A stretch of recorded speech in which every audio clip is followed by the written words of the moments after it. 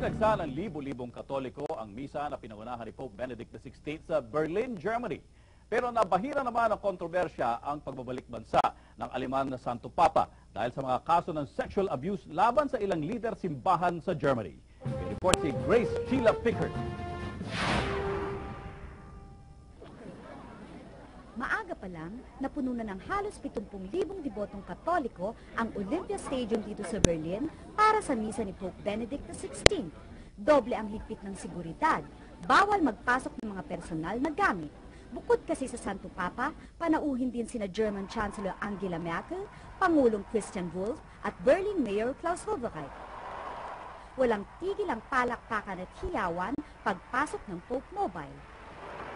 May mga sanggol at bata na pinalad na mahalikan ng Santo Papa.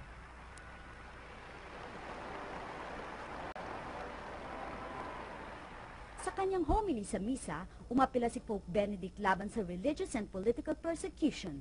Inamin din niya na maraming krisis na dinadaanan ngayon ang simbahan. Habang ginaganap ang banal na misa sa Olympia Stadium kung saan naroroon ang Santo Papa, kasabay naman ito ang demonstrasyon ng mga tao laban sa kanya at sa simbahang Katoliko.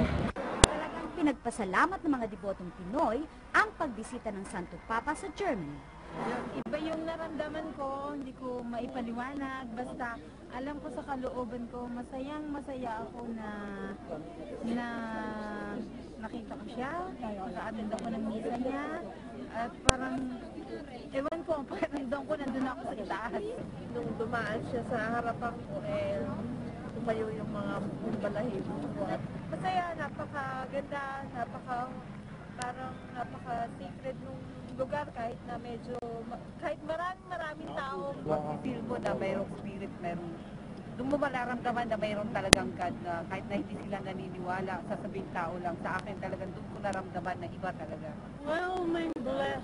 Nakakataas balahibo talaga, mula ulo hanggang paa, para na hawakan mo na rin ang ating Panginoon.